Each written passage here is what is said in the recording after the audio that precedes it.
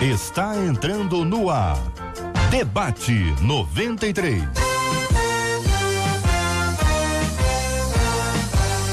Realização 93 FM. Um oferecimento Pleno.news. Um olhar diferenciado além da informação. Apresentação J.R. Vargas. Só que não, ele me parece que tá lá em Trancoso, sei lá, Trancoso na Bahia, sei lá. Ou segundo a Marcela, tá no Espírito Santo, porque o cara é um cara espiritual, né? Até em férias ele busca o local do Espírito Santo, não é mole não, viu? E você também fala com o debate, meu povo. E com o Debate 93. 2461-0093. E-mail debate@radio93.com.br. Facebook Rádio 93 FM. Site www.radio93.com.br. Só mais um. Fale com 93 pelo WhatsApp 96803-8319. 96803-8319. Muito bem, gente boa, estamos juntos na 93 FM para começar mais um Debate 93 FM. Olha aqui, quem tá fazendo, quer falar comigo aqui é Marcela Bastos. Bom dia, Cid. Bom dia aos nossos ouvintes, aos nossos debatedores. Segunda-feira, dia de festa, dia de cantar. Parabéns para você. Aniversário do seu pastor, da sua pastora hoje, ou foi ontem? Manda pra gente. 96803-8319. Porque na segunda-feira a gente canta parabéns por quem fez aniversário no domingo, quem tá fazendo hoje na segunda. Boa. E aí o pessoal convida a gente pra festa e tal, essas coisas. Vamos lá. Muito bem, meu povo, estamos começando aquela edição sensacional, primeiro debate da primeira semana inteira de dias úteis, né? Porque foi tudo cortado esses dias aqui. A nossa equipe já está prontinha para te atender com o maior carinho. Hoje é segunda-feira, 7 de janeiro de 2019. A nossa querida Marcela Bastos, a Suelen Lima, o nosso Jair Cardoso também está de férias, voltou lá pra tribo. E também a nossa querida Kátia Regina já trouxe a água para nós aqui. Daqui a pouquinho tem aquele cafezinho fresquinho, maravilhoso, aqui para todos nós aqui da 93 FM. Para você que tá em casa, você pode tomar seu café, mas se quiser trazer um lanche, pode. Também não tem problema. Vamos lá. Tema principal de hoje, gente, temos uns temas maravilhosos hoje aqui pra gente discutir, falar a respeito deles, e vamos ao primeiro assunto de hoje aqui do nosso debate. Eu descobri que uma pessoa muito próxima a mim está mentindo pra mim. Ela não tem a menor ideia de que eu já sei a verdade, gente. A situação chega a ser ridícula, afinal, eu sei de tudo. Qual deve ser a nossa postura quando descobrimos a mentira de alguém? Confrontar ou nos manter em silêncio? Como lidar com alguém que vive um mundo de mentiras? Mentira é um vício? Como vencer a mentira? Nosso querido pastor Gilton Medeiros, da Igreja Batista em Jardim Santíssimo, já está no nosso meio, quem nós damos aqui as boas-vindas. Muito bom dia, pastorzão, seja muito bem-vindo ao assunto de hoje. Olha aí, que bacana, hein? Bom dia, Cid, bom dia, amigos da mesa, debatedores, debatedora, pastora Daniele. Bom dia, ouvintes da 93, é uma alegria estar aqui, como o Cid disse, na primeira semana completa do ano, né? Exatamente. E a gente aproveita para desejar a todos um ano de bênçãos, um ano de vitórias, um ano de conquistas. Cid, a verdade é que nós convivemos o tempo todo com pessoas que nem sempre são sinceras, autênticas, verdadeiras. Conviver com pessoas que escondem a verdade é uma realidade da vida, é o que acontece diariamente. Agora, é triste quando você deposita a confiança em alguém e esse alguém trai a sua confiança, mente para você e você acaba descobrindo e fica, talvez por alguma situação, impedido ou impedida de confrontar a pessoa. Essa talvez seja a maior dificuldade e talvez seja a questão que envolve o ouvinte ou a ouvinte que nos manda essa mensagem. Então, em princípio, a questão é sempre a verdade. Sempre a verdade. A gente sabe que a mentira tem um pai e esse pai da mentira, a Bíblia diz com todas as letras, é o diabo. Então, nós devemos sempre pautar as nossas vidas pela verdade, pela transparência, pela sinceridade. Muito bem. Pastora Daniele Queiroz, da Igreja Batista Vale de Bênção. Bom dia, pastora, seja bem-vinda. Bom dia, Cid. Bom dia para todos os nossos ouvintes, para os pastores. É muito bom estar aqui. Graças a Deus por mais um ano, né, que o Senhor está aí nos dando a chance de recomeçar. E sobre esse tema, eu quero me ater aqui à pergunta sobre como lidar com a pessoa mentirosa. Eu concordo com o pastor Gilton, 100%, né? O pai de todas as mentiras é Satanás, o nosso adversário. Mas quando a gente está com a pessoa mentirosa, que a gente descobre a mentira, eu julgo que seja muito importante a gente agir com sabedoria de analisar a situação. Porque o que acontece? Às vezes, aquela pessoa que está contando uma mentira, ela é uma pessoa que, se você confrontar ela de imediato, se você não analisar os fatos, você pode depois sofrer uma retaliação se for uma pessoa violenta, ou então você pode envolver outras pessoas e gerar uma contenda entre irmãos, né, dependendo da situação. Então, a gente confrontar o mentiroso é necessário, eu acredito que seja necessário. Só que dependendo da pessoa, vai ser mais prudente você orar por aquela pessoa e esperar, porque a pessoa é tão difícil, ela é tão cabeça dura, como a gente fala, né, no nosso dia a dia, que se você, de repente, fizer uma intervenção muito direta, aquela pessoa pode reagir com violência e você não vai ganhar a alma. Você vai repelir mais ainda. Então, lidar com o mentiroso é realmente uma tarefa que exige muito jogo de cintura. Mas a gente sempre tem que estar ao lado da verdade. Sempre. Entre nós também o reverendo Paulo César Braga, da Igreja Metodista Central em Nilópolis. Muito bom dia, pastorzão, seja bem-vindo. Bom dia, Cid, bom dia, debatedores. É um prazer estar retornando aqui. Bom, a gente olhando esse fato aqui, a gente começa a imaginar, vem alguns versículos bíblicos na nossa cabeça. Eu queria começar lendo 1 João, capítulo 2, verso 4.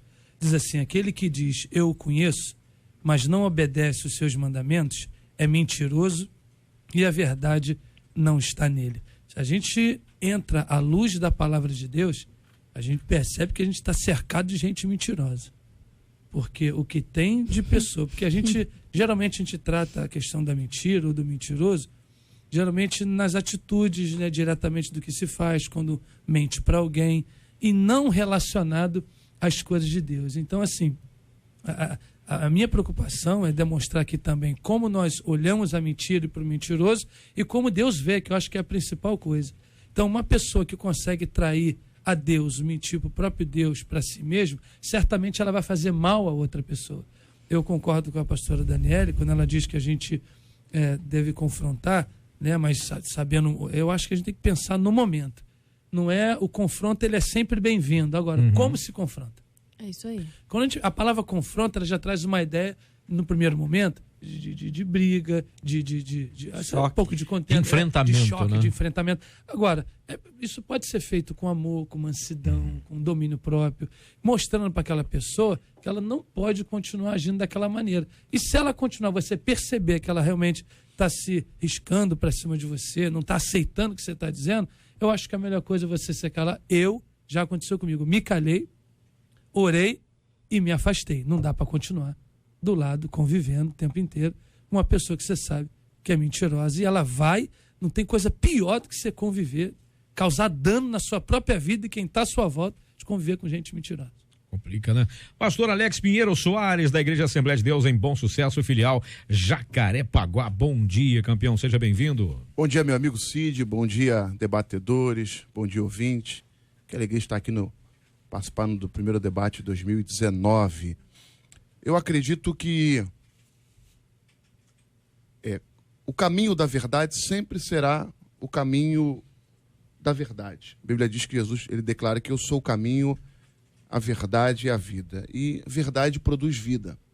A Bíblia diz que as palavras sábias ditas a seu tempo são como maçãs de ouro em salvas de prata. Então, confrontar aquele que está mentindo, ou que está na prática da mentira, porque ela faz uma pergunta assim: mentira é um vício? Eu acredito que é. Eu acredito que quem entra pelo caminho da mentira vive na dependência dela e tem que sustentar o tempo todo a mentira, né? E tem gente que, como diz um ditado aí fora, que mente, que nem sente, né? Mentiras tão banais, tão pequenas. Por exemplo, estava onde? O cara estava num lugar e disse que estava no outro. Poderia dizer que estava no outro, mas sustenta uma mentira porque vive na prática da mentira. Então, o caminho para vencer a mentira sempre será o caminho da verdade. Mas a verdade também precisa ter o seu tempo, o seu momento, assim como a pastora Daniele falou. Se você não saber usar a verdade no momento certo, você pode produzir resultados piores e aí trazer danos. Então, nós somos do caminho da verdade. É possível ganhar uma pessoa que vive na prática da mentira? É possível, porque nós cremos na ação do Espírito Santo. O Espírito Santo que muda, o Espírito Santo que transforma, o Espírito Santo que liberta, né? Nós não estamos no caminho só da espiritualidade, mas nós também cremos na ação sobrenatural do Espírito Santo. A Bíblia diz assim, ó, e se alguém está em Cristo, 2 Coríntios capítulo 5, versículo 17, nova criatura é, as coisas velhas passaram e tudo se fez novo. Há uma mudança de caráter, uma mudança de prática. E nós cremos na ação sobrenatural do Espírito Santo sobre isso. Agora, o caminho sempre será o caminho da verdade.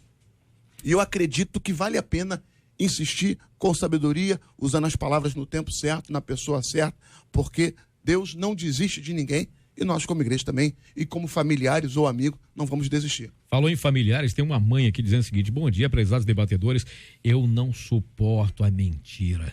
E eu tenho problemas sérios com meu filho em relação a isso. Eu não consigo entender que a mentira tem que ter um ponto de vista para ser usada. Eu não consigo entender isso. Quer dizer, no caso, o filho dela acaba mentindo tanto que ela tem que tentar entender de que ponto de vista ele está falando, para que ela consiga entender por que ele está falando aquilo, para tentar consertar o problema. Olha que dificuldade para essa mãe. Cid, me parece que a pessoa usa a mentira como um mecanismo, como um atalho. É mais fácil mentir, por exemplo, para não desagradar. Ou é mais fácil mentir para que alguém não sofra sabendo do que eu realmente fiz ou de como eu poderia ter decepcionado se ela soubesse. Ou ainda, a pessoa mente porque julga que é mais barato, ou é mais fácil contornar uma situação difícil, colocando uma mentira, um atenuante. Então, a gente vai percebendo que quem usa da mentira como mecanismo, como uma coisa corrente, é alguém que está preocupado em não enfrentar as realidades, em não enfrentar as situações. Ele busca na mentira mecanismos de contornar as dificuldades naturais do confronto. Então, se, por exemplo, eu fui mal na escola, o meu desempenho foi ruim, eu vou mentir em relação à nota que eu tirei. Ou se no trabalho eu fui demitido porque não consegui render, eu vou mentir. Eu conheço a história de uma pessoa que, demitido do trabalho, continuou saindo no horário cedinho, fingindo que estava indo trabalhar, e a família só descobriu mais de mês depois, porque aí não vinha salário, não tinha mais nada, não deu para sustentar a mentira por muito tempo. Então, olha isso. Me parece, Cid, que resumindo, o comportamento mentiroso é esse: a pessoa não quer enfrentar as consequências ou a realidade, e aí tenta com a mentira mascarar a situação. Olha isso aqui que chegou aqui. Pô, não pode falar, pastor. Depois eu vou mostrar um que chegou aqui. Ok. É muito importante a gente pontuar, no caso, esse comportamento, né, covarde da pessoa não querer enfrentar. Tudo nessa vida começa na primeira infância. Vem lá do ventre e na primeira infância o caráter vai se estabelecendo de forma mais específica. Então, você que é pai, mãe, ou você que tem uma criança dentro da sua casa, muito cuidado com, número 1, mentir na frente da criança. Aquela mentirinha que chamam de branca, né? Ah, não, diz que eu não tô. Papai não tá não, mamãe não tá não. Não tá não. Eu já vi assim, já presenciei cenas, já aconteceu, das pessoas mentindo para poder ter um desconto, ter uma vantagem na fila. Então, olha que situação. A pessoa acha que a criança não tá vendo, a criança tá vendo. E absorvendo. E tá aprendendo aquele comportamento. Absorvendo tudo. E outra coisa que acontece muito é, a criança conta uma mentira, ao invés da pessoa ir lá e confrontar com a verdade, tratar aquilo ali com amor, é claro, mas mostrar para a criança que não é bom mentir, acha bonito, acha graça. Que bonitinho. Tá aprendendo. Com isso, tá formando esse cidadão de caráter fraco. Que não vai ter coragem de dizer, olha, eu perdi o emprego, fui demitido. Né? E aí, olha que situação, gente. Vamos imaginar essa cena, a pessoa indo, fingindo que tá indo, é muito forte. E vai pra onde? Vai pra onde? Exatamente pra onde que foi? Como é que vai gerir esse tempo aí? Meu Deus, 8 horas, né? Uma carga de trabalho normal. Eu já tive uma experiência de confrontar uma pessoa dentro de uma questão do que havia feito ou não, e mostrar, você fez. E mesmo mostrando que ela fez, provas aqui, ela disse assim, eu não fiz. Mesmo mostrando tudo? Meu Mesmo Deus. mostrando. Por isso que eu acredito que vem de uma origem, né? E não é tratado na infância, e vai levando isso. E ela acredita, e eu acredito, que ela acredita que não fez. Olha como é que é doideira. E se desculpa por isso. São as pessoas também que são viciadas em mentira, né? Viciados em mentir. São casos já Ela psiquiátricos. consegue acreditar que não fez algo que você diz pra ela que ela fez e que você prova pra ela que ela fez. Olha, a coisa é tão séria que precisa de um tratamento, precisa de uma libertação. Sim. Tá? Eu sou Assembleia Sim. de Deus, eu acredito que é demônio. Tem hora que é demônio. É um demônio que entra lá, porque ele é o pai da mentira, estabelece, domina aquela pessoa e vive dominado por mentira. E tá dentro da igreja, caminhando na igreja, Bibliazinha debaixo do braço, aleluia, glória a Deus, e quer ir pro céu. E não aprendeu nada lá dentro. Olha só isso aqui que o ouvinte mandou aqui, ó. A paz do Senhor a todos, uma boa tarde, bom dia ainda. Eu confesso que eu fiquei muito decepcionada com uma pessoa que eu sempre convidava para participar de encontro de casais junto com a sua cônjuge. E após essa pessoa fazer um trabalho para mim, pediu que eu mentisse para a companheira dele a respeito do valor que ia pagar. E que não era para dar o dinheiro na mão do cônjuge, não. E sim na dele. Mas, gente, como assim?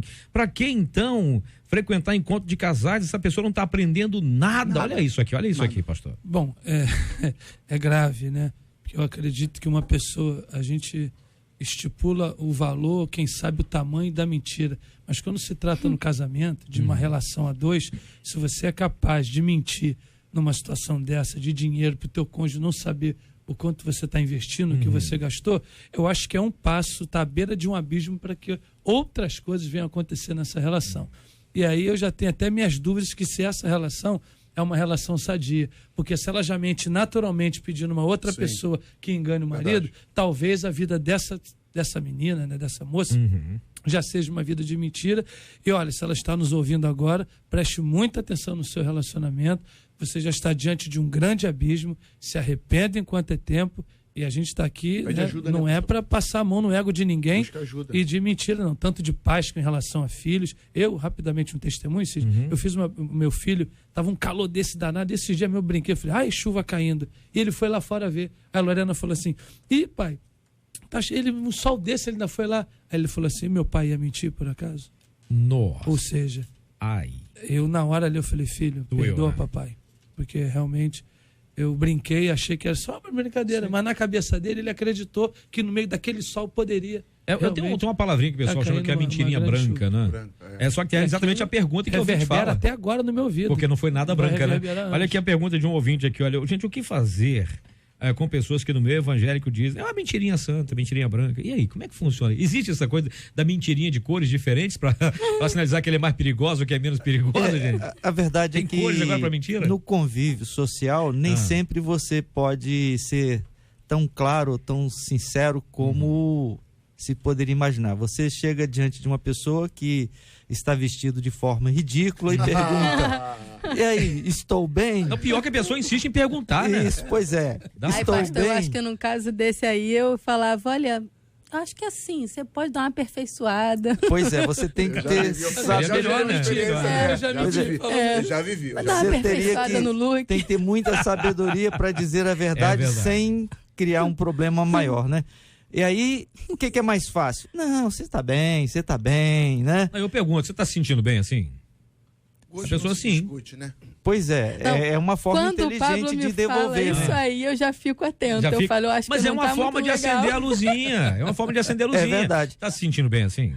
Você tá se sentindo elegante? Tá feliz assim? Tá feliz? Pois é. Acho que isso é legal. É uma saída boa. É a melhor, e aí né? mostra que a gente não precisa recorrer à tal da mentirinha branca ou simplesmente enganar a pessoa. Não, você está ótima. Não está ótima, coisa nenhuma. É o caso de responder com uma pergunta, como você sugeriu. Então, eu acredito que no convívio social, a gente, o tempo todo, é provado dessa maneira. É colocado em situações assim. E a sabedoria está em não se deixar levar pelo hábito de dizer aquilo que a pessoa quer ouvir, que é a tal da mentirinha branca. Eu acho que é difícil, mas precisa vencer isso. Tem uma pergunta aqui, gente, essa aqui eu fiquei preocupado aqui, essa aqui eu realmente fiquei preocupado. Gente, olha, meu pai tem câncer. Nós somos 12 filhos. E todos nós falamos que ele tem outra doença. Ele tem 90 anos. Nós erramos em não dizer a ele que doença ele tem? Esses casos de família é sempre complexo. É difícil, né? Eu estou vivendo na família nesse sentido. Eu acho que a gente tem que ter muita sabedoria, discernimento, porque em nome da verdade a gente pode causar dano. E dependendo do dano que a gente causa, a verdade, ela não pode destruir. Eu acredito que a verdade, ela constrói, a verdade, ela complementa, a verdade é a verdade, não se substitui. Agora, uma pessoa que não vai ter o discernimento de uma idade avançada do jeito que está, você precisa ter uma leitura do tempo, uma leitura de espaço, saber que aquela pessoa pode não estar preparada para aquele momento. Porque então, a pessoa, eu acho que o nome em si já dá uma queda na pessoa. Eu acho que não é nem mentir, é você preservar. É um caso de uma omissão. É de uma omissão, né?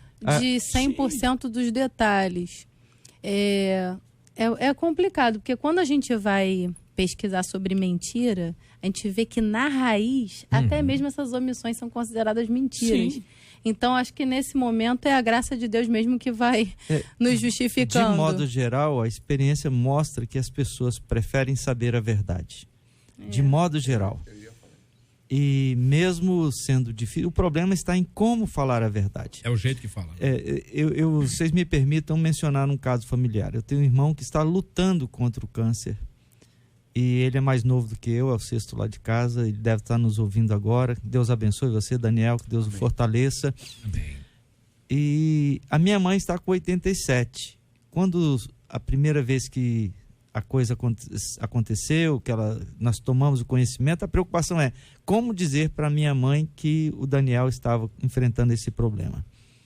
Mas nós descobrimos que ela ficou muito melhor depois que soube a verdade do que enquanto ela estava preocupada. O que está acontecendo com o Daniel? Por que ele está indo ao médico? Toda semana ele vai. O que está acontecendo? Enquanto ela não soube a verdade, então foi melhor para ela que nós disséssemos para ela a verdade. Então, de modo geral, a maior parte dos casos é melhor que a pessoa saiba. Agora, é preciso saber dizer, e a verdade sempre liberta, a verdade sempre traz segurança para as pessoas. Pastor Gildo, só um detalhezinho, tem um detalhe no e-mail ali, nesse WhatsApp, de que eles sustentaram algum tempo por não dizer. Assim, se você já segura aquilo ali um tempo, depois, já velha com 90 anos, você vai lá e fala, e essa foi a minha colocação. Sim. É claro que a verdade, sempre, mas no momento, se eu sustentei uma coisa durante algum tempo, e depois esse é o problema da mentira. Da noite pro dia, você vai sustentar ela. Aí agora você vai ter que ser obrigado a sustentar, ou quem sabe levar até o final. Está repreendido. Né? Então, esse é o problema da mentira. Você tem que sustentar ela o tempo todo. A gente sempre acredita que o caminho da verdade sempre é o melhor caminho. Eu também acho que quando a pessoa sabe da verdade e você acompanha isso, ela reage de forma diferente. Né? Mas também precisa saber dizer o momento. Nós tivemos uma experiência de uma família, eles morando aqui na Bahia, se estiverem me ouvindo agora, um beijo, e os pais, né, eles morando aqui no Rio e os pais na Bahia, e num acidente de carro morreu o pai e a mãe. E aí chegou a informação de que o pai tinha morrido. E para mim chegou a informação de que o pai e a mãe faleceu. Eu disse, não vamos falar agora que a mãe faleceu, vamos deixar eles ir para a Bahia, né? É todo um percurso, chegar lá, eles vão sabendo da verdade. Mas naquele momento a gente preferiu não utilizar da verdade, né? E dizer, ó, mamãe tá passando por uma situação delicada, vamos orar até lá, porque se dissesse aqui, como seria a viagem? O desespero da viagem, a viagem seria muito maior do que a gente imagina. Muito maior. É terrível, mas a não é verdade fácil, chegaria como chegou. É sempre a preocupação, eu acredito, como chegar e comunicar uma notícia trágica, né? Seja de uma doença, seja de uma morte, mas é preciso que chegue um momento em que a verdade seja dita. Gente, tem um ouvinte que disse aqui, ó. Olá, gente, eu fui adepta e praticante, olha só, adepta e praticante durante toda a minha vida, desde criança. Da mentira, viu? Eu sempre inventei histórias, aumentava ou diminuía situações. Hoje, aos 2.9, eu estou em relacionamento e enfrento problemas seríssimos com meu companheiro, pois ele não confia em mim, não. Hoje, mesmo sendo liberta dessa escravidão, eu sofro as consequências de uma vida de mentiras. Eu amo e peço a Deus que o meu companheiro enxergue de fato a verdade em mim e tenha confiança.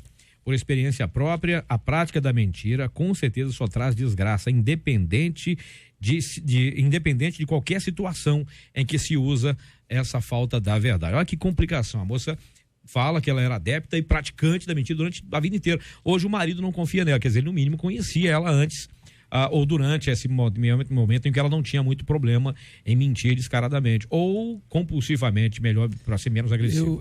Eu penso, né, tem um ditado antigo que diz que a gente mentia, é a história do Pinóquio, né, cresce o nariz. Cresce o nariz. Só que na verdade não cresce coisa nenhuma, diminui a confiança até inclusive na própria pessoa, ela com ela mesma. Você vê como é que, imagina a autoestima como deve estar dessa menina e de outras pessoas. Acho que a pior coisa é quando o que você fala não é levado mais a sério.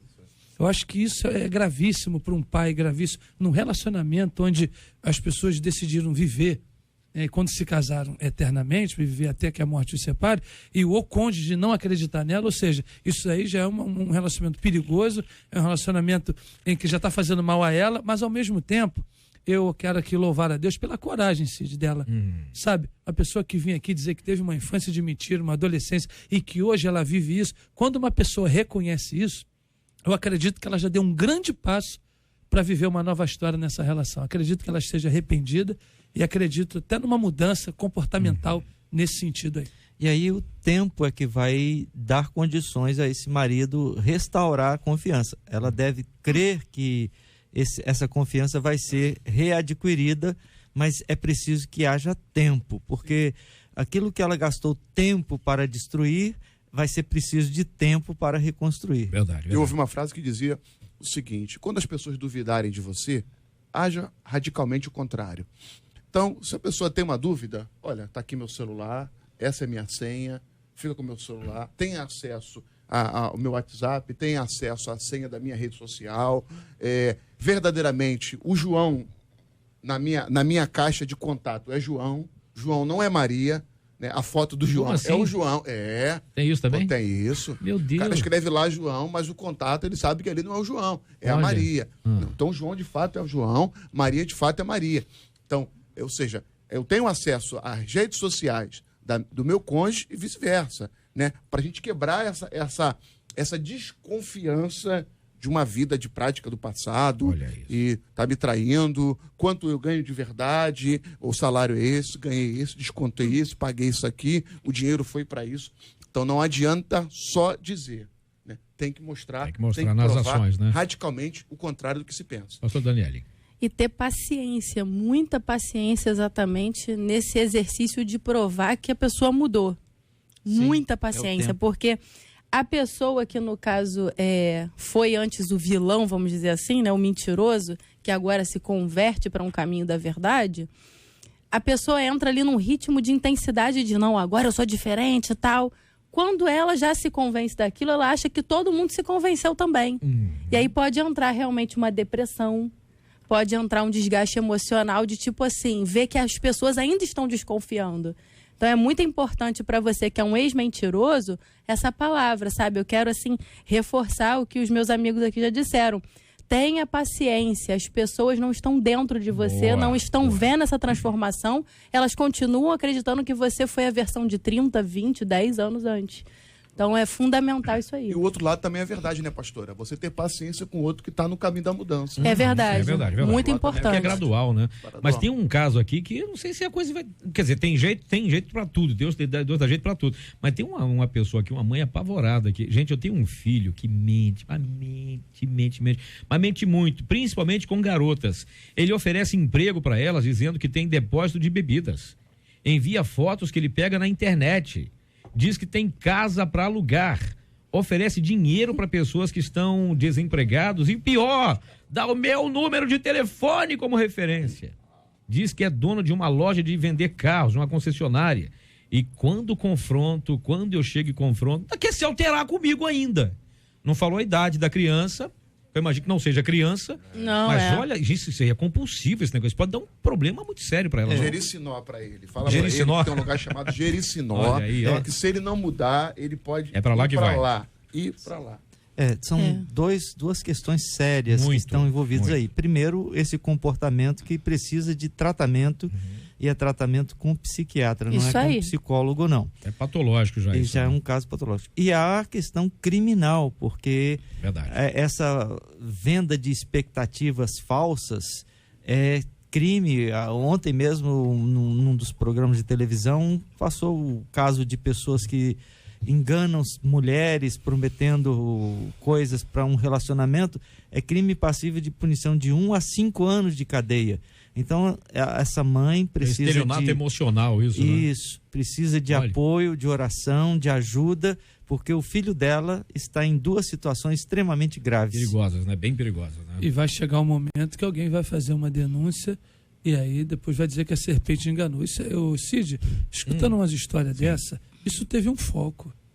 Quando eu vejo adolescente, criança, igual lá, um menino chegou, uma mãe para mim e falou: eu não sei o que meu filho que eu faço, ele está mentindo muito. Poxa, se uma mãe com um filho de 11 anos não saber o que faz, alguém vai dizer para esse menino o que ele vai fazer lá na frente amanhã. Eu acho que há muita omissão dos pais. Já tratamos isso aqui na primeira hora do debate, nos primeiros minutos. Os pais precisam estar atentos ao comportamento dos seus filhos. Sabe, nas pequenas mentiras se tornam depois de grandes estelionatários. Isso é crime. A gente está falando aqui de coisa séria e tudo começa na educação, e quem educa é pai e mãe. A gente entende que é relação de trabalho, pai trabalha, mãe trabalha, e acaba terceirizando essa educação, e aí os pais acabam não enxergando mais o comportamento e as decisões e opções que seus filhos estão fazendo, inclusive pela mentira. JR, tá de férias. Até hoje eu não confio nos meus irmãos por causa das suas mentiras e enganações. Olha isso, gente. Isso teve início. Começou em algum momento. Teve início. Eu me lembro, ainda criança, um testemunhozinho aqui. Eu fui no mercado com minha mãe, criança, e vi as comidas gostosas que ela fazia, e ela dizia assim: não, é um materialzinho que eu ponho, um tempero que eu ponho. Eu falei: mãe, então leva o tempero. Ela: não vou levar hoje, tô sem dinheiro aqui, não vim preparada. E aí, não vou levar, eu levo a mãe. Ela virou as costas, eu peguei e botei no bolso. Ela tá fazendo a comida, eu falei: aqui, mãe, o tempero, precisaram botar na comida. Ela falou: tu pegou isso aonde? Falei: não, o moço lá no mercado me deu. Que moço? O moço no mercado me deu. Na hora ela apagou o fogo. Vamos lá no mercado. Me pegou pelo braço, foi até o mercado. Um garotinho ainda novo, pequeno, falou assim: meu filho veio aqui e pegou isso aqui, devolve pro moço. Gente, eu queria morrer, eu queria acabar comigo, mas eu não queria fazer aquilo. Mas eu nunca mais esqueci daquela atitude da minha mãe. É isso nunca aí. mais esqueci. Ensina a criança no caminho que ela deve andar. Minha mãe não era cristã na época. Não era. Né? Cristã na época. Me levou lá, eu corrigi, devolve.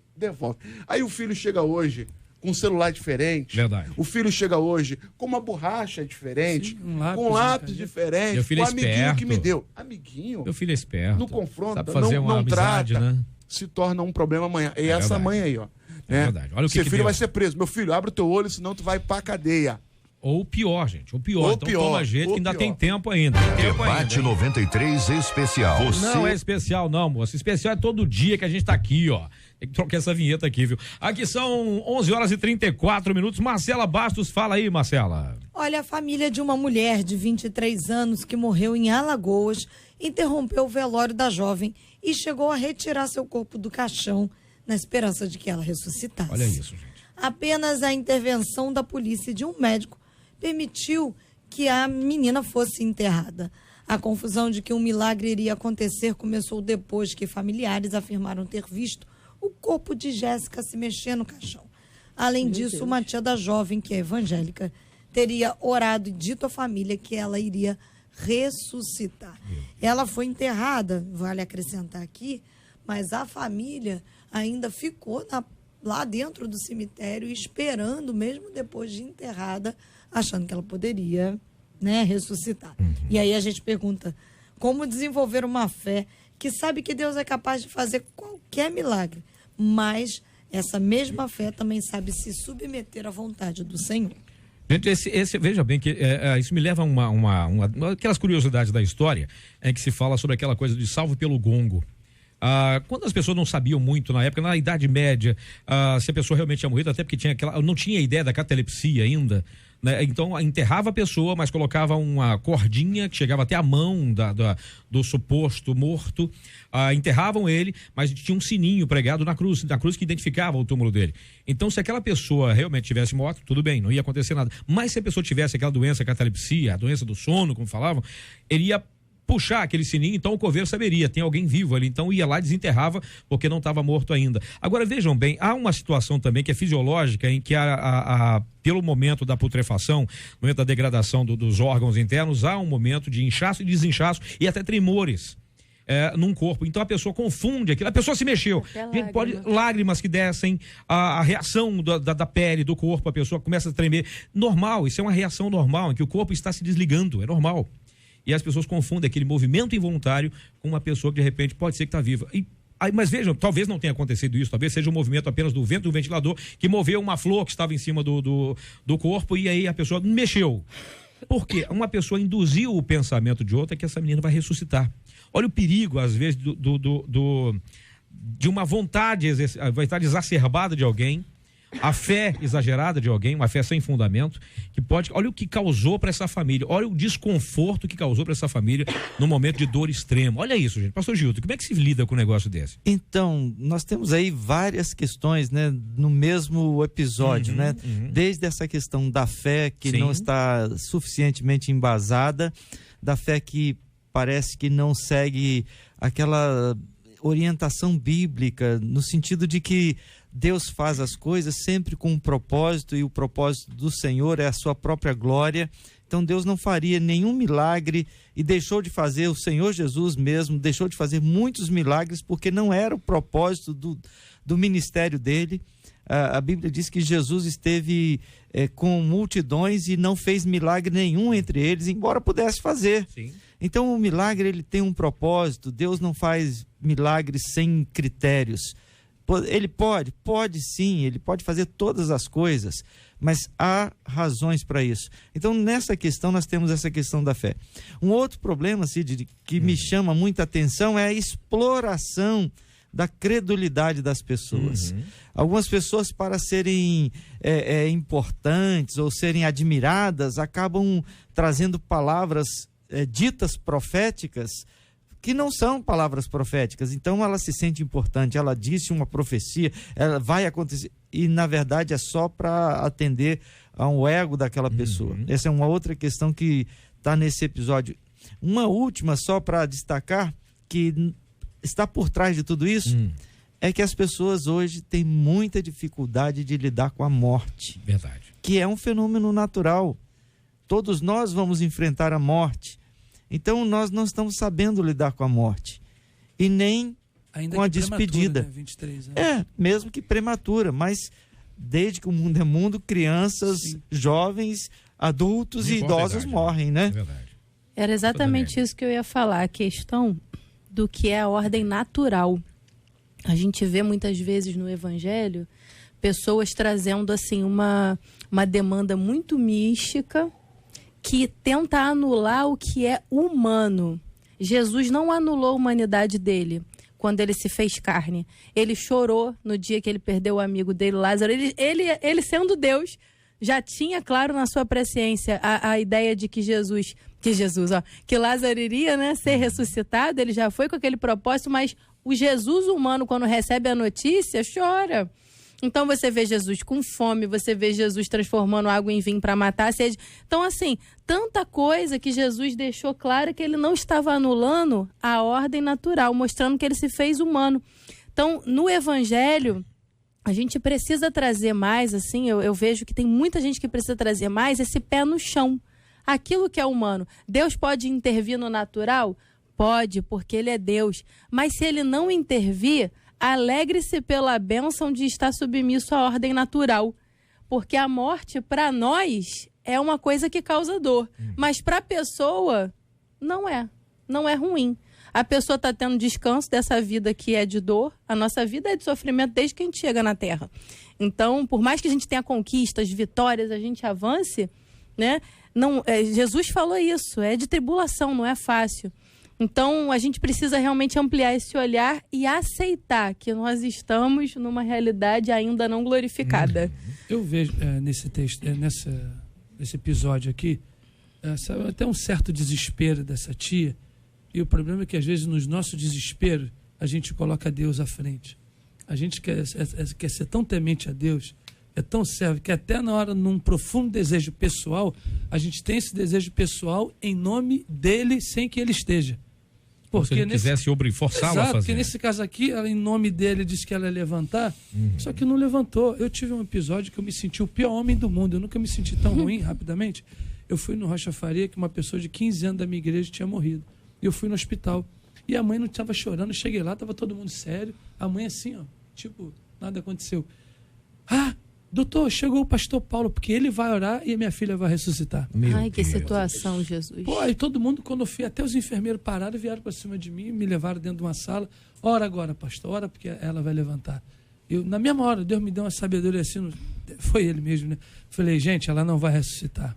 Ela se foi, o Senhor deu, dona fulana, que eu não vou citar o nome, o Senhor a levou, bendito. Quando eu terminei de falar, o choro do pai e da mãe, foi um desespero ali dentro, mas eu não tinha outra alternativa. Eu não podia alimentar aquele desejo desenfreado da própria mãe de ter sua filha de volta. Mas Deus já tinha me dado uma palavra que aquilo não aconteceria. Então, assim, é covardia, mesmo que inconsciente, é uma covardia com a família. Eu já vi muitos casos, Deus vai levantar, Deus vai fazer. Gente, você pode ser homem de Deus, mulher de Deus, mas se Deus não te falou, só fala até onde Deus mandou. Fecha a tua boca em nome de Jesus. Só fala até onde Deus mandou e pronto. Isso aí, pastorzão, eu concordo com isso. Eu acredito, nós acreditamos que Deus é poderoso para ressuscitar. Sim, claro. Isso é ponto, isso é fato. Mas também nós acreditamos na vontade dele, né? Nós acreditamos na vontade dele. Eu vivi uma situação dessa, já num sepultamento, eu entrei num velório e alguém me abraçou e falou assim, pastor, ora para Deus ressuscitar. Ora para Deus ressuscitar. E aí eu disse assim, disse para essa pessoa assim, se ele falar comigo que vai ressuscitar, eu oro. Se ele não falar, eu não vou orar. Né? E Deus não falou nada comigo. Agora, se ele tivesse falado comigo, eu teria orado tranquilamente. Porque eu não oro no meu nome, eu não peço no meu nome. E entendo uma coisa, quando você usa o nome de Deus, Deus não confunde ninguém, Deus não deixa ninguém confuso. Né? A ação de Deus não traz confusão. Não traz desespero. Não traz dor nenhuma, não traz dor, né? Então eu vejo nisso aqui, o que foi falado aqui muito bem pelos debatedores, é gente querendo usar Deus, é gente olhando para a situação, se condoendo com a situação, achando que aquilo ali é inaceitável, por ser uma menina muito nova, né? Muito novinha, não merece. A gente define isso. O velho merece porque está descansando. Já tá o bem idoso o novinho não, precisa viver. E Deus não enxerga dessa forma. Sim. Deus não vê dessa forma. Deus entendeu que o tempo dela de vida era 23 anos e recolheu. E ela construiu uma história dentro dos 23 anos, marcando vida, marcando família. E Deus a levou. E glória a Deus por isso. Né? Agora, o que se cria uma confusão, né? E bota-se. O que mais me deixa triste é botar na conta de Deus. Sempre. É botar na conta de Deus uma coisa que não é de Deus. A gente esquece que Enoque, que agradou a Deus, que andou com Deus, Deus o levou. Deus o levou, quer Elias. dizer... Deus o levou. Quero você para perto de mim. Tem jeito. Agora tem aqui um ouvinte que diz o seguinte, olha, gente, eu passei por isso no velório da minha mãe. Não essa coisa dessa presepada aqui, da profetada, da tia, da moça. Não é isso não. Está dizendo o seguinte, é a impressão de ver o movimento. Olha que coisa. Eu passei por isso no velório da minha mãe. Meu pai me disse que ela tinha se mexido. Minha mãe disse que ela tinha se mexido. E foi muito triste para todos nós, porque nós ficamos na dúvida se ela realmente tinha falecido ou não. Mesmo após ter sido enterrado, nós ficamos por meses com isso na cabeça. Após um ano, meu pai também faleceu, mas acreditando que ela tinha se mexido no caixão. É complicado isso, né? Porque a gente não tem a ideia e fica imaginando, será que foi? Será que não foi? A outra também viu, ela teve certeza que viu a mãe se mexendo no caixão e ficou perto para sentir. Ela disse que a dor foi tão grande, a impressão era tão grande, a sensação era tão grande que ela chega a sentir a respiração da mãe, mas era só impressão, a vontade que fica, né? Projeção daquilo que a gente quer. É mais ou menos o mecanismo da miragem, né? Você está tão ansioso para que alguma coisa aconteça que você projeta e até visualiza algo que não existe, algo que não está acontecendo. Eu presenciei uma cena semelhante onde o corpo, né, derramou aquela lágrima e 2 pessoas viram. E como foi uma morte assim considerada precoce, era um jovem senhor, né? Não estava na terceira idade, não estava já na velhice. E foi súbito, foi muito repentino, então gerou realmente isso, né? Acaba que a gente cria, meu Deus, será que é um sinal? A pessoa viva? Será que a gente deve orar aqui agora? né? Eu acho que a gente tem essa reação de esperança exatamente pelo carinho que a gente tem com a pessoa. Mas, de fato, era um fenômeno, como o Cid já colocou, do corpo, né? O corpo reagindo, fisiológico. Cid, quando meu pai foi desenterrar ele, depois de 3 anos de lá, a gente foi fazer aquela exumação do corpo, ele estava de lado, aí minha tia tomou um sujo, ficou assim de lado, e assim, não sei porquê, as platinas da perna dele não estavam mais, mas assim... Ah, tá, foi milagre, foi milagre, foi um né? milagre que ele ficou de lado e sumiu. E as platinas sumiram, né? Tem um ouvinte seguinte aqui, gente, ó, isso aqui ele tá querendo uma resposta. Nós falamos que sobre que Deus... Você entendeu, pastor? Você entendeu? Então, não foi uma ação espiritual, entendeu? Sobrenatural. Foi um milagre sobrenatural de alguém que foi lá e subtraiu. Enfim, foi um anjo, né? Aqui, a verdade, gente, diz um ouvinte aqui, a verdade é que a igreja de hoje é incrédula. Ela não acredita que Deus pode ressuscitar alguém. É preciso fazer como Jesus Cristo fez com os incrédulos na casa de Jairo. Mandou os zombadores e os incrédulos saírem para que ele ressuscitasse então a filha morta de Jairo. Eu já vi uma pessoa morta ressuscitada. É raro, mas pode acontecer. Gente, vamos falar sobre esse assunto aqui. Porque, veja, existe uma diferença entre aquela questão da fé, da vontade de Deus que alguém ressuscite, como diz o nosso próprio ouvinte, a coisa é rara, mas pode acontecer. Ele já viu uma pessoa ressuscitada. Mas a questão é que a igreja hoje é incrédula demais, a igreja hoje não produz milagres pela fé mais, gente? E aí? Segundo o nosso ouvinte, não. Eu acho que tem uma onda de ceticismo, sim. Que vem com a filosofia do tempo presente, sabe? A sociedade num todo, ela está muito relativizada. Então, isso trouxe sim uma onda de ceticismo que, se a igreja não se policiar, pode também tomar a nossa fé. E aí a gente começa a relativizar tudo que está na Bíblia. Não foi bem assim, eu acho que, na verdade, o texto, não sei o quê. E aí você tira todo o poder de Deus. Tudo, né? Humaniza tudo. Eu Humaniza comentava isso tudo. com um pastor amigo ontem num culto. Ou carnaliza, né? Carnaliza tudo. É até melhor. Antigamente nós espiritualizávamos tudo. Tudo era demônio. A gente via demônio em tudo quanto era lugar. A gente chamava Deus para tudo. Hoje a gente está humanizando demais. Hoje o que é demônio a gente trata com psicólogo. Nada contra os psicólogos que fazem um excelente trabalho, que são importantes. Mas a gente trata com psicólogo que é demônio. Né? Hoje a gente trata com remédios, coisas que a gente resolveu com oração. Boa. Né? Vamos tomar um remédio, faz esse tratamento. Nada contra tomar um remédio. Claro. Há uma orientação médica, tome o seu remédio. Mas o primeiro caminho, a primeira ação, a primeira atitude era buscar a Deus, orar a Deus, falar com Deus. Hoje não.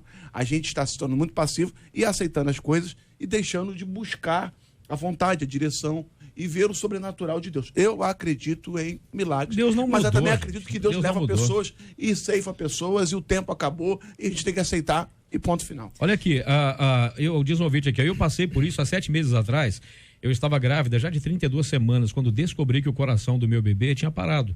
Meus familiares, até o último momento, acreditaram que Deus podia fazer o coração dela bater novamente. E a minha pastora orou no hospital em que eu estava internada para que fosse feita a vontade de Deus. Eu sabia que Deus tinha levado o meu bebê, pois eu fui preparada para isso, só que a minha família não. Eu acredito que Deus possa sim ressuscitar, mas nós também temos que aceitar o não de Deus. Ei, pastor Gilton, olha aí. Então, Cid, eu acho que nós estamos aqui unânimes em dizer que Deus tem poder. Sim, claro. Deus está presente, Deus está ativo e Deus opera milagres o tempo todo. Os livramentos que a gente nem sequer tem consciência que ele faz, que ele opera, e são milagres que estão acontecendo. Na vinda para cá, na ida daqui para cá, qualquer um de nós vamos ser objetos do cuidado de Deus. Sempre. E Deus vai estar operando entre nós e agindo entre nós. Então, eu acho que há um consenso aqui. Deus está presente, agindo e operando. Agora, as intervenções excepcionais de Deus na ordem que ele mesmo criou, na ordem natural que ele mesmo criou, sempre estarão associadas a um propósito. É preciso que a gente lembre que, para ressuscitar o Lázaro, o Senhor Jesus Cristo lembrou que era preciso que se manifestasse a glória de Deus. Todo milagre, toda ação de Deus fora da ordem natural tem um propósito associado à glória de Deus. Então, se Deus não vai ser glorificado, se uma pessoa vai ser glorificada, o milagre não vai acontecer, mesmo que Deus tenha poder para fazer. Então, eu acredito que nós precisamos ter essa consciência. A igreja de Jesus ela existe por um milagre. A igreja só permanece por um milagre. Nesse mundo que nós vivemos, a igreja continuar existindo é milagre. É verdade. Então, dizer que a igreja abandonou a fé nos milagres, pode ser que um grupo, um segmento e tal, tenha menos convicções. Mas, de modo geral, a igreja continua crendo que Deus é o Senhor de todas as coisas e opera. Eu acho que essa é a convicção que nós temos. Dentro dessa linha de raciocínio, eu acho que todo extremo, para mim, é perigoso. Sempre é. Eu acho que a gente está precisando reencontrar o equilíbrio das coisas. Eu estou acompanhando gente que está precisando tirar um nódulo do seio e disse que não vai tirar porque Deus vai curar. E Deus já tinha falado. Então, assim, mas a gente está percebendo que ela está todos os dias morrendo. E pode curar através do médico, a pessoa está adiando. E às vezes Deus quer usar a mentalidade. Toda cura é milagrosa. Então, assim, eu acho que dizer... Eu vou concordar com o pastor Gilton, dizer que não está sendo mais, que a igreja está sendo incrédula, é um exagero. E geralmente quem diz, eu conheço gente assim, cadê os milagres? Eu falei, como é que está na sua vida? Ela exige do outro o que na vida dela não tem. A própria vida não tem. Então assim, minha filha, vamos orar mais. É verdade. Marcela Bastos, diga lá. Ô Cid, o Google fez um levantamento em diversos países das 100 perguntas mais pesquisadas e descobriu que as mais procuradas são as que começam com a variação da expressão como ser. Aqui no Brasil, as questões campeãs de buscas foram como ser feliz, como ser uma pessoa melhor, como ser menos ansioso e até como ser um bom marido. E aí, a gente aqui no Debate 93 fala, né? Conversa com você. A pesquisa nos mostra que muitos brasileiros acreditam que a resposta para as suas dúvidas pode estar na internet. Onde ou em quem você busca ajuda para resolver os seus problemas. Repetimos sempre que a Bíblia é a nossa regra de fé e prática, mas como de fato viver isso, já que ela tem todas as respostas que precisamos. Gente, olha isso, gente. O pessoal vai no Google para descobrir uma bula, para descobrir uma fórmula, a receita de como ser um bom marido, como ser feliz, como ser... Ih, gente. Isso é tão perigoso, aí é, né? Perigoso, é. A pessoa tem um diagnóstico de uma doença, vai no Google e busca o diagnóstico, né? O resultado de uma doença lá, o que foi diagnosticado. E o pior, qual o remédio adequado? E aí tem um caminho tão vasto que a pessoa entra, já morre antecipadamente só com aquilo que leu, daquilo que o Google falou. Agora, a grande questão é que a gente quer muito respostas para as nossas perguntas. E rápidas. Prontas. E rápidas. Para as nossas perguntas e não quer buscar em Deus essas respostas porque demoram mais. E pode não ser agradável a resposta. A gente gosta muito dos cultos das revelações. Nossa. Eis que te digo. Agora você não curte mais não, tem na internet direto agora. Não, a gente busca, porque a gente não quer buscar na palavra de Deus, a gente não quer orar. É porque se for na igreja buscar e orar, vai ter confronto. A gente não quer orar, a gente não quer buscar na palavra, não quer ler a Bíblia, não quer buscar diretamente numa intimidade de comunhão com Deus. Pastora. O que me chama muito a atenção é a pergunta que está sendo pesquisada, porque quando a pessoa busca como ser, o ser aponta para uma crise de identidade. Quando você diz eu sou, você está qualificando como você se enxerga na sua identidade. Então, é muito preocupante ver que as pessoas estão indo procurar como ser, porque aí aponta para o seguinte: lá no fundo, se a gente analisar, a pessoa está achando que o mero fazer mexe no ser. Porque se eu vou buscar a receita do fazer para ser, eu estou achando que só fazer vai alterar o ser. E a Bíblia não nos aponta isso. A Bíblia mostra que para você ser, tem que ter uma alteração na sua essência, no seu caráter. E aí, para você ter uma alteração no seu caráter, na sua essência, primeiro é a palavra de Deus. Só uma ação do Espírito Santo mesmo para mexer na identidade, na essência do ser. E aí, claro, né, depois, eu acredito que a boa instrução. Eu sempre costumo dizer isso quando há oportunidade como agora, que a gente não nasce pronto. Então, às vezes, a pessoa entra num casamento e fala assim, não, pelo instinto eu vou aprender a ser uma esposa, eu vou aprender a ser um marido. Então, tem esse lado realmente de você buscar instrução. Mas não é o fazer que vai mexer na essência. Primeiro a essência, né? A identidade tem que ser realmente definida. As pessoas são práticas, né? Elas gostam das coisas prontas e faz isso, mais aquilo e vai dar naquilo. E a Bíblia não tem fórmulas. A Bíblia não tem receitas.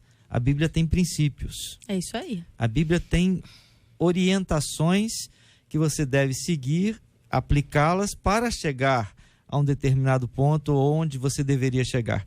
E encontrar os princípios que também nem sempre estão tão claros, nem sempre estão tão explícitos, dá trabalho. E aí, que se dá trabalho, as pessoas preferem que alguém lhes dê a resposta pronta, que alguém lhes diga o quê, e aí se satisfazem com o Dr. Google e pronto, é mais fácil assim. Agora, a gente olhando uns textos desses, né? Como as pessoas estão superficiais, né? Como a coisa está bem rasa mesmo, porque eu vou lá buscar como ser e não o que eu faço para alcançar. Eu acho que seria mais importante o que você está fazendo para que você seja feliz. Por exemplo, como ser um bom marido. Ela vai na internet buscar resposta para o marido que muitas delas conheceram na própria internet. Boa. Já conhece de forma superficial. Em casa, pelo jeito, em casa não aprendeu nada também. É um fake e agora ela quer buscar receita de como manter aquele fake. Então, mas foi a esposa que buscou? Não, tô falando na pergunta. Como ser um bom marido. Como ser um bom marido. De repente a pessoa está procurando para ser um bom marido, uma esposa. O marido que procurou? Não, vice-versa. Vice-versa. Então, assim, eu acho o seguinte, a gente precisa saber quem nós somos, como disse a pastora muito bem, e a felicidade não se tem da noite para o dia. Eu acho que tudo que a gente constrói na vida é com sacrifício, é com esforço, é com sabedoria, é com discernimento, é dentro de um tempo, com quem eu vou me relacionar. A coisa é construída, um casamento, apesar que hoje está bem superficial, as pessoas se conhecem na internet, casam amanhã, não está sendo mais feito para durar eternamente. Casamento é planejamento para uma vida a dois inteira. Mas a gente está vivendo, a gente olha para dentro das nossas igrejas, é o seja eterno enquanto dure. E parece que está descartável. Não deu, vamos tentar ser feliz com o outro. Não deu, tenta ser feliz novamente. Não leva em conta o sentimento da outra pessoa. Não estão levando em conta. E mais, não levando em conta os princípios de Deus. Boa. Nós acreditamos que o casamento ainda é até que a morte os separe. Amém. A gente canta um corinho agora. E aí, voltando à pergunta que é colocada, por que as pessoas não vão à Bíblia, né? Por que as pessoas não procuram na Bíblia? Eu quero dizer, Cid, que eu reconheço que algumas traduções da Bíblia que nós temos disponíveis, elas usam uma linguagem que já não é comum às pessoas, né? As pessoas começam a ler, se deparam com palavras que caíram em desuso, palavras antigas. Mas eu quero encorajar você que enfrenta essa dificuldade para buscar outras traduções. Nós temos um amplo leque de traduções da Bíblia que ajudam na compreensão. E lá você vai ter a resposta. Escola Dominical, o maior seminário do mundo. Escola Dominical, lá se aprende. Minha igreja mantém a escola bíblica dominical, graças a Deus. É a melhor escola de todas, a escola dominical. Marcela Bastos, vem aqui, Marcela Bastos. Oi? Primeiro eu me despeço dele, você não vai falar com eles antes, não? Tá bom, também não queria. Meu caro... Pastor Alex, sempre bom ter a sua presença aqui, meu querido. Deus obrigado, abençoe, Cid, que alegria estar aqui com vocês, debatedores, um debate enriquecedor para abençoar a nossa vida, deixar aqui meu beijo para minha esposa, casado há 15 anos. Opa! Presente que Deus me deu. Aprendeu a ser um bom marido aonde? Aprendi no aquele site, igreja, Bíblia Sagrada. Família, igreja. Tem 66 livros. Né? Curso de noivos que a gente fez também, foi muito importante. Legal. Nos auxiliou, nos ajudou bastante. Um beijo para ela, para os meus dois presentes, João Gabriel, 7 anos, tá tocando bateria na igreja. Ai, Mariana, Olha 2 aí. presentinhos que Deus me deu. E para nossa igreja DB Jacarepaguá, uma igreja linda, ali na Avenida Jeremário Dantas 634. Se você mora em Jacarepaguá, venha nos conhecer, venha nos visitar. Quarta, domingo, a gente está lá celebrando o Senhor. Maravilha. Reverendo Paulo César Braga. Parente Roberto. De Abreu. Ainda tem o de Abreu ainda? Mas tu não pagou nem eu, então.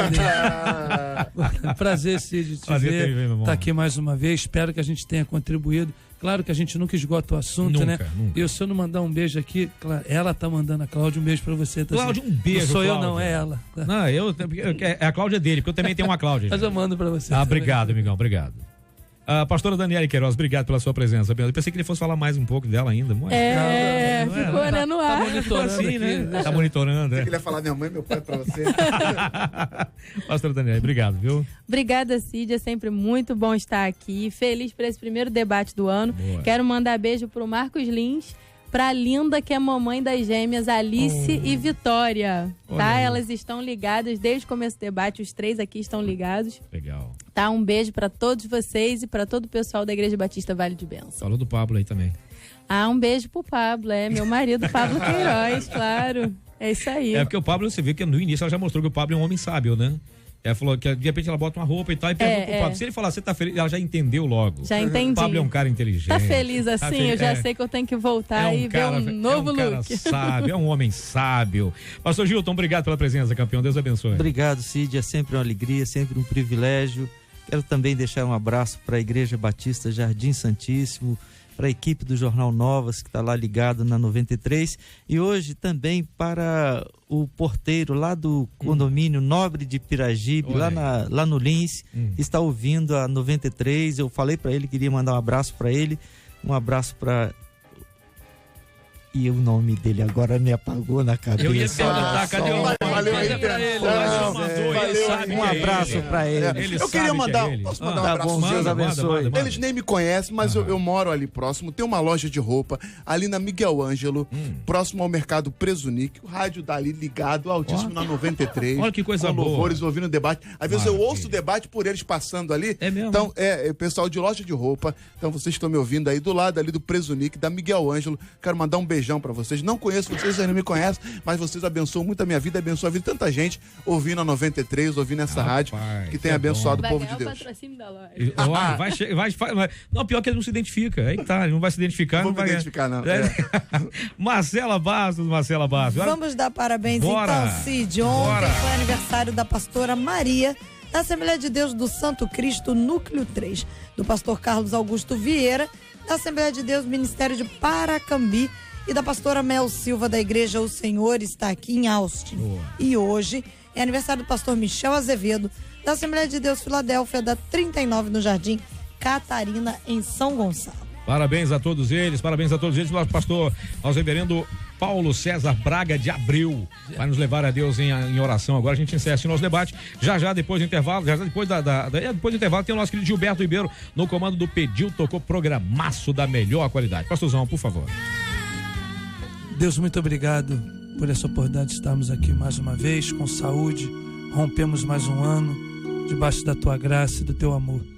Especialmente, Senhor, queremos te agradecer pela vida da pastora Maria, do pastor Carlos Augusto, da pastora Mel Silva e também do pastor Michel Azevedo, que hoje completa mais um ano de vida.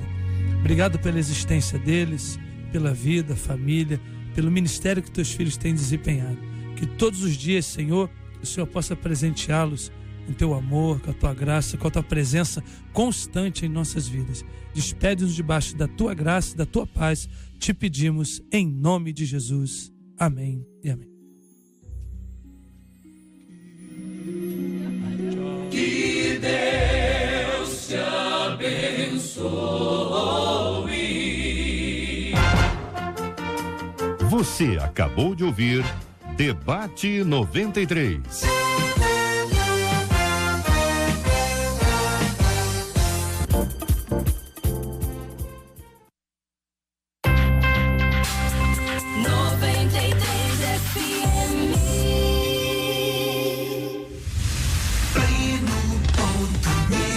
Olá, eu sou Mariana Menezes e acompanho as notícias do portal Pleno.news. O Papa Francisco pediu que os governos europeus tenham mais solidariedade com imigrantes que estão há vários dias a bordo de navios. Algumas nações como Itália e Malta se recusaram a receber essas pessoas. No grupo há 3 menores desacompanhados, 2 crianças e 1 recém-nascido. A matéria completa deste drama está em Pleno.news.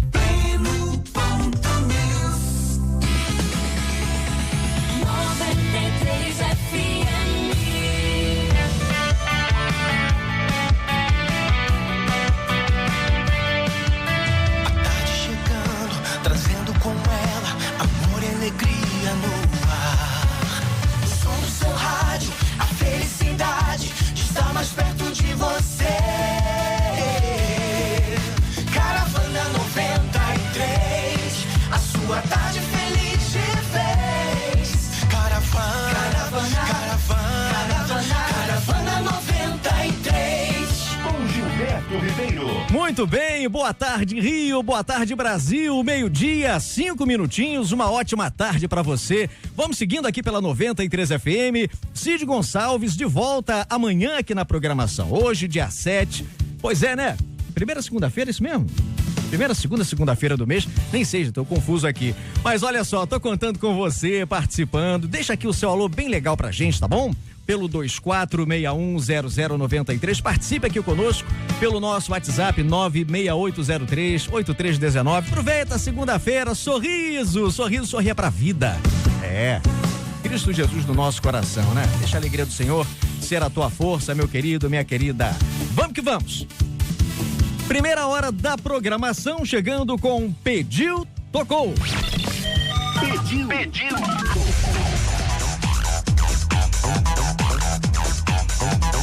Vem chegando pra você, participação.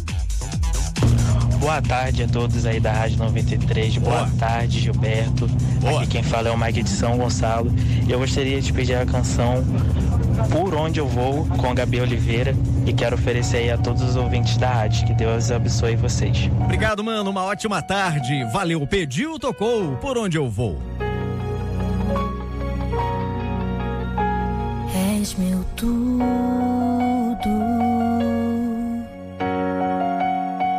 meu sustento,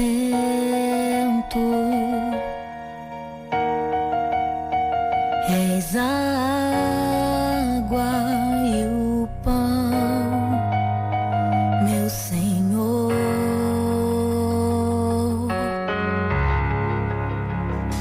És meu respirar, a fonte do meu viver.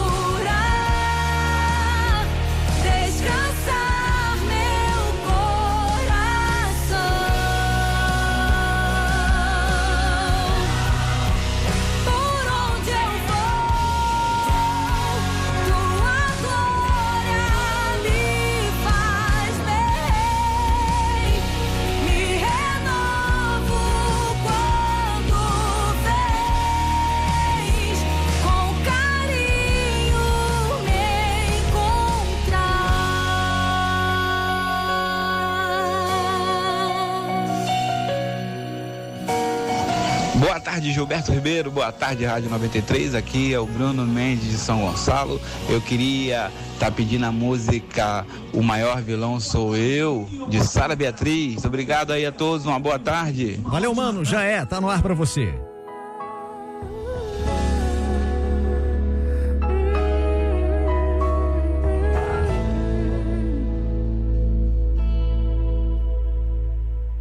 Bem diferente das histórias que eu ouvi, a minha história teve um começo no fim.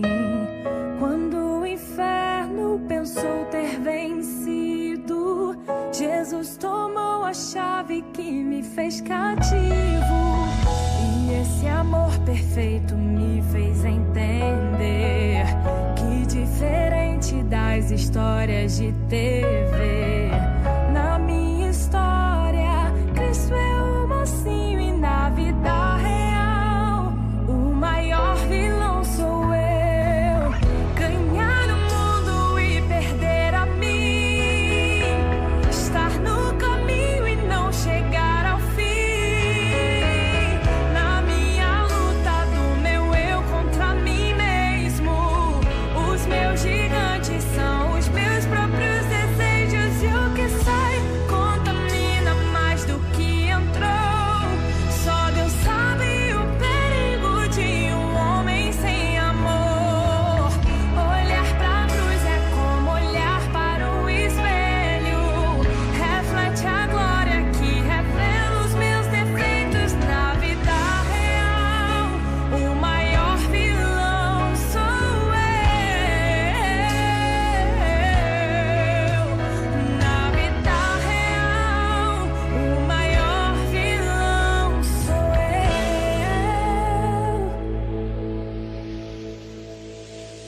E esse amor perfeito me fez entender que diferente das histórias de TV, na minha história, Cristo é o mocinho. Na vida real, o maior vilão sou eu. Ganhar o mundo e perder a mim, estar no caminho e não chegar ao fim.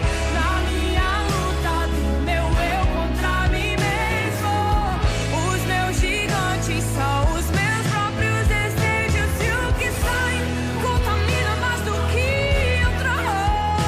Só Deus sabe o perigo de um homem sem amor.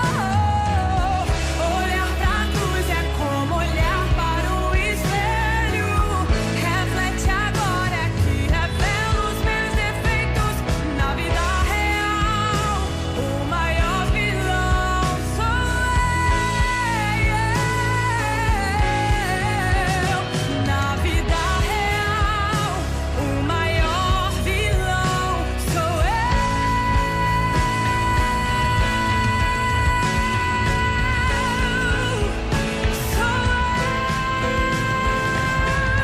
Ganhar o mundo e perder a mim, estar no caminho e não chegar ao fim. Na minha luta do meu eu contra mim mesmo, os meus gigantes são os meus próprios desejos e o que sai contamina mais do que entrou. Só Deus sabe o perigo de um homem sem amor. Olhar pra cruz é como olhar para o espelho, reflete a glória que revela os meus defeitos. Na vida real, o maior vilão sou eu. Na vida real, o maior vilão sou eu.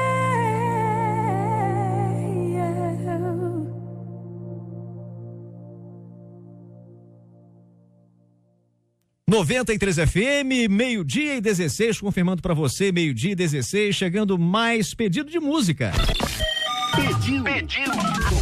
Liberando pelo nosso WhatsApp, vamos conferindo. Oi, boa tarde. Meu nome é Roberta, moro aqui em Xerém. Quero pedir o hino do Geraldo Guimarães, só mais um pouco. Quero oferecer para todos vocês da rádio, para todos que estão me ouvindo e para todos da minha igreja Assembleia de Deus Central de Xerém, de Pastor Sérgio Ricardo. Beijos. Beijo, minha irmã. Um abraço. Valeu.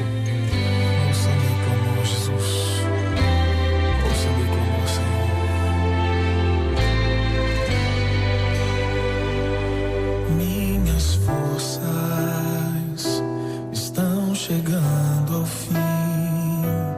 Eu lutei com tudo que há em mim. Meu milagre ainda não chegou. Levantei a ti o meu clamor. Já disseram que esse é o meu fim, mas olho pra ti, eu olho pra ti, Senhor. Já disseram que esse é o meu fim, mas olho pra ti, eu olho pra ti, Senhor. É só mais um pouco que as lágrimas rolam, só mais um pouco e a noite acaba, e o meu milagre,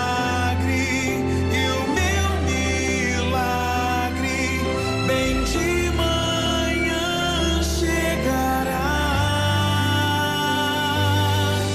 É só mais um pouco que as lágrimas rolam, só mais um pouco e a noite acaba, e o meu milagre virá.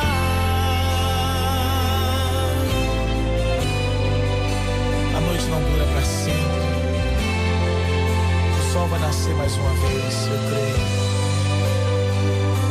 Já disseram que esse é o meu fim, mas olho pra ti, eu olho pra ti, Senhor. Já disseram que esse é o meu fim, mas olho pra ti, eu olho pra ti, Senhor. É só mais um pouco que as lágrimas rolam, só mais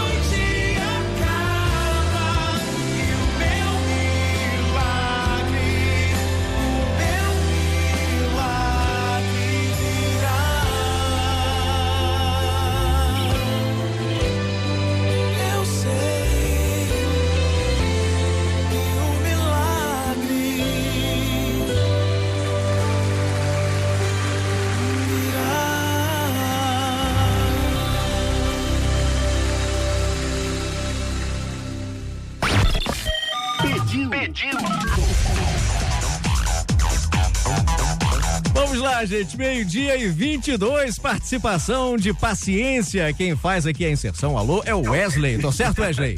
Tá certíssimo. Ótimo. Boa tarde, mano. Boa tarde. Trabalhando ou em casa, Wesley?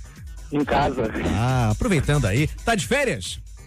Não, tô de folga. Tá de folga. Ô, coisa boa, segunda-feira de folga. Segunda-feira de folga, né? É, sim, aproveita, rapaz. Final de semana.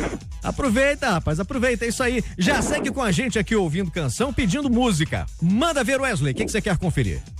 Então eu quero pedir o lançamento da Ministério Nova Jerusalém, Abba Pai. Eles estiveram aqui sexta-feira passada, bateram um papo muito legal com a gente, foi bom demais. Tá certo. Você tá ligado e oferece pra quem?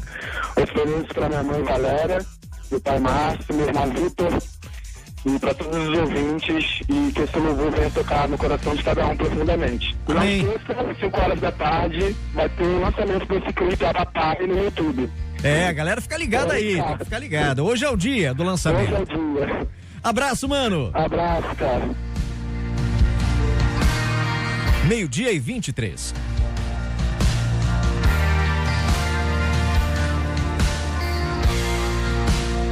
A melhor sintonia. Como é bom te ter por perto.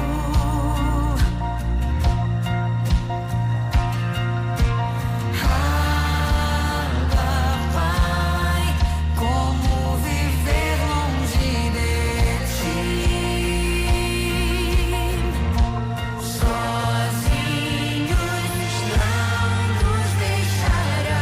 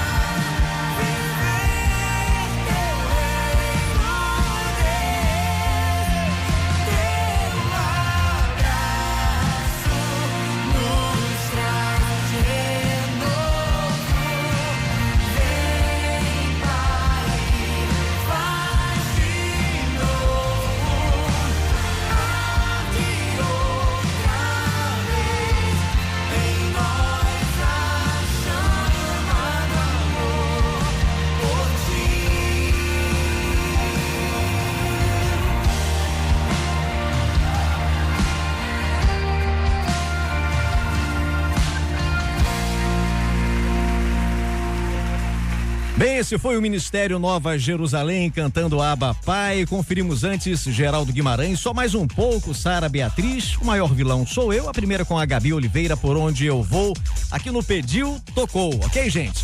12:28 28 minutinhos, vou lembrando você pode vir participando, deixando aí pelo WhatsApp, pelo nosso e-mail, Facebook, entra aqui com a gente, participa com a sua escolha, valeu? A gente volta já já com mais pra você, informação também, vai conferir.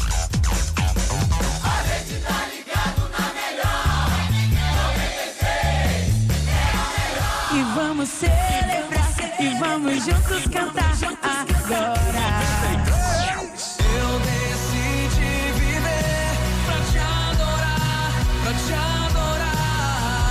com todo o meu ser, vou te buscar cada vez mais.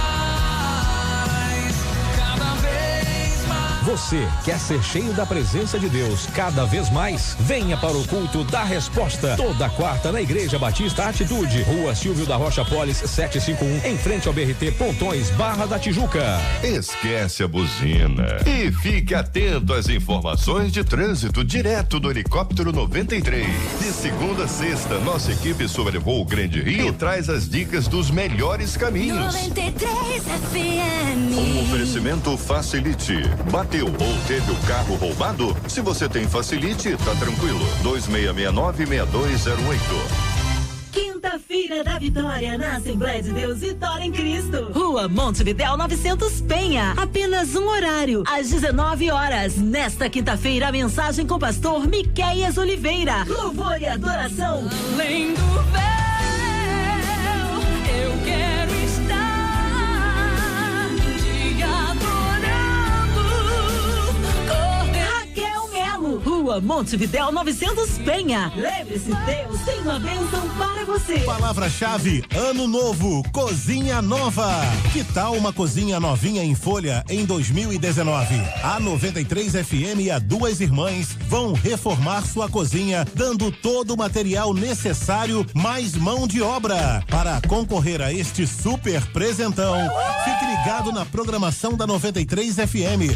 Encontre a palavra-chave liberada ao longo do dia. Acesse radio93.com.br e faça seu cadastro. Palavra-chave: Ano Novo, Cozinha Nova. Oferecimento: Duas Irmãs Materiais de Construção, 2768-5708. Mais uma da 93 FM.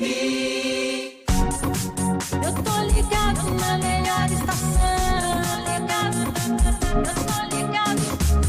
93 Notícias. Chegando com Mariana Menezes aqui na programação. Olá, Mariana, boa tarde. Boa tarde, Gilberto. Boa tarde aos ouvintes da 93. Funcionários terceirizados que prestam serviços de limpeza e manutenção para a Universidade Federal Fluminense, a UF, fizeram uma manifestação de manhã no campus do Gragoatá. Eles denunciam que estão com salários atrasados. De acordo com o grupo, se a situação não for normalizada até o fim do dia, amanhã uma greve pode ser decretada. Segundo os funcionários, nem mesmo a segunda parcela do 13º foi paga. A dívida de uma das empresas